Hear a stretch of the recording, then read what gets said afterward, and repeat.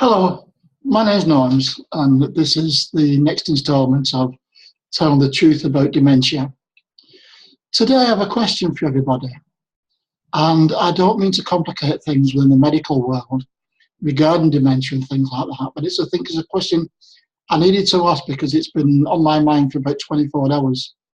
Before I do ask it, I would just like to say that I have no medical background, and this is just a question in my humble opinions. I have certainly no medical experience. I do have dementia, but apart from that, I have no experience in the research world.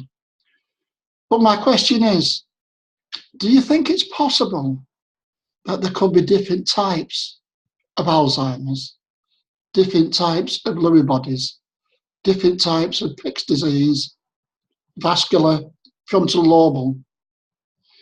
The reason why I'm asking this is because there are different types of other illnesses, and there are different types of flu, different types of common cold, and we seem to be struggling so much to find a cure. And I'm wondering whether this is one of the reasons. As I said, it's just my nosiness. I'm just being nosy, really, just trying to figure out what you guys think.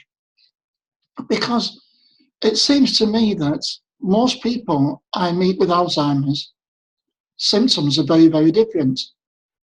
And the same applies to the people I meet with Lewy bodies and Pick's disease and vascular. And I know they say in the dementia world, once you've met one person with dementia, you've met one person with dementia, which is absolutely true. But I'm wondering if there's anything behind this, because people seem to act so differently. People seem to act completely different than anybody else who has the disease. Some similarities, but not always. And I just wondered if there could well be different types of Alzheimer's and Lewy bodies and Pick's disease. This also comes to the fact when I went to a presentation yesterday and I was asked, can I ask you something, Norm? How come you present yourself so well at times and yet you have such bad nights and nightmares and forgetfulness? And I answered like I always answered, because I'm stubborn. And most of my family would agree with that. But I have no real answer as such. I have no medical answer. I was diagnosed with dementia. I have proof, paper proof. I have proof from psychiatrists and that to prove that. But what I don't have to do is to prove it to anybody. But when I get asked this question, it makes me think. And I thought, well, why do I function so well at times, just like hundreds, if not thousands, of others around the world?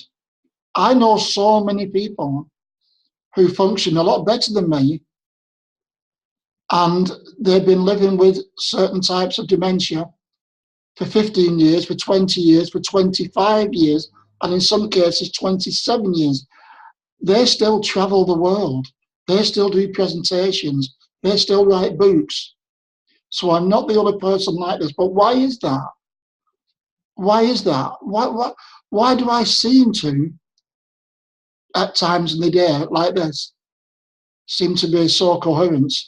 And yet, as the day goes on, and I have sundowning, I get worse, and at night times I have horrific hallucinations. I scream, I shout, I fight with people with my eyes wide open. Let's just make one thing clear, these are not dreams, these are not nightmares, these are hallucinations.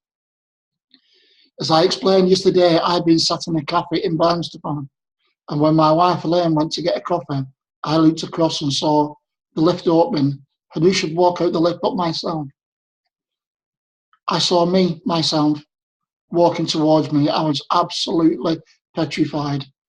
My wife came over because I was screaming and shouting. The whole place was in uproar. But Elaine just gently took me to one side and said, no, it looks nothing like you. Nothing like you, but to me, it did. So how come I can have hallucinations like that? How come I have night terrors like that, where people are coming through the door with knives and axes, people are appearing from the floor, attacking my children and my family and my grandchildren, and I have to fight them off all while I'm hallucinating?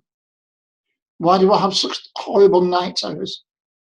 And why do I get so forgetful? I had an awful day the other day. Really, really bad day, Elaine said.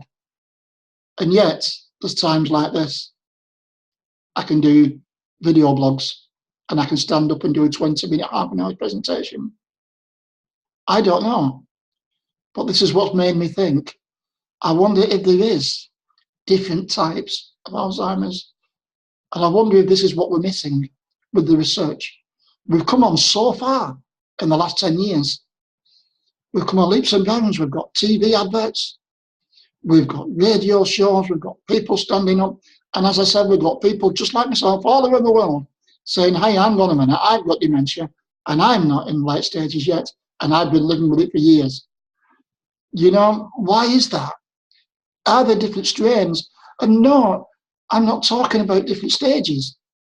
We know what the stages are. I mean, actually different strains. And is this why we can't find a cure? As I said earlier on, I don't really want to add to the researchers' problems because they have a mountain to climb anyway. But I do believe that one day the cure will come.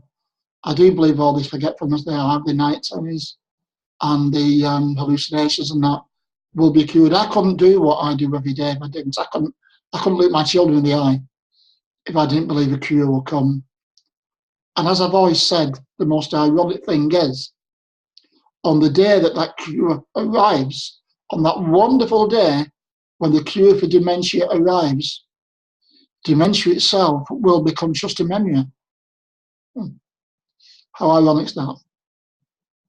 Please let me know what you think. It'd be really, really interesting. Speak soon. Bye.